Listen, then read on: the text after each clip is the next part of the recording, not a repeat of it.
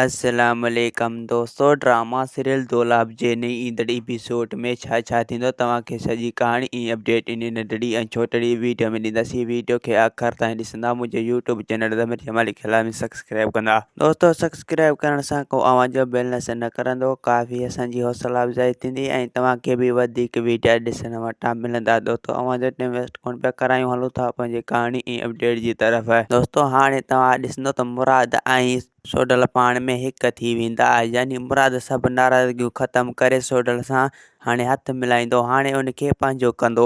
ऐं ॿिए पासे दोस्तों हाणे तव्हां ॾिसंदो त काकर जेको आहे रेज़न खे चवंदो त मूंखे हाणे पूरी पक आहे त कूंज जेको आहे रुस्तम खान वटि आहे, अगरि उन वटि न हुजे त हू सिधो सूं जवाबु ॾे हा। हाणे तूं इहो पक सम्झ त छोरी कूंज उन वटि आहे। हाणे तूं इहो सोच त उन जे अचंभे मां छोकिरी खे कीअं रद्द कयूं। रेज़न चवंदो त अगरि जेकॾहिं छोकिरी उन वटि आहे त पोइ हू इज़त सां असांजे हवाले छोकिरी न कंदो। ऐं ॿिए पासे दोस्तों हाणे तव्हां ॾिसंदो त कमदार मोलू खे बि इहा ख़बर पइजी वेंदी त छोकिरी कूंज रुस्तम खान वटि आहे, त पोइ इहा सॼी ॻाल्हि खणी वञी रहे शाहनवाज़ खे ॿुधाईंदो। उनखे चवंदो त छोकिरी कूंज जेको आहे रुस्तम खान वटि आहे, हाणे तव्हां उन सां ॻाल्हायो त छोकिरी कूंज खे वापसि कयूं। यानी हाणे तव्हां उन खे वापसि करे ऐं तव्हां उन सां शादी करे छॾियो। रेस शाहनवाज़ चवंदो त कमदार इहो तुंहिंजो ॻाल्हि वाकई सही आहे, अगरि जेकॾहिं छोकिरी खे वापसि कराइण में मां कामयाबु थी वियसि त पोइ मां उन सां ज़रूरु शादी कंदसि। यानी अली खान खां तलाक ॾियारे उन सां मां हर हाल में शादी कंदसि, यानी छोरी कूंज खे मां हर हाल में पंहिंजी घरवारी बणाईंदसि। ऐं ॿिए पासे दोस्तों हाणे तव्हां ॾिसंदो त मुराद जेको आहे पीरियल खे चवंदो त हाणे तव्हां एतिरी सोच कयो त हुतां गुलपरी खे कीअं रद्द करायूं, यानी गुलपरी खे वरी न सही कीअं वापसि कयूं। तव्हां रुॻो इहो सोचो, छो जो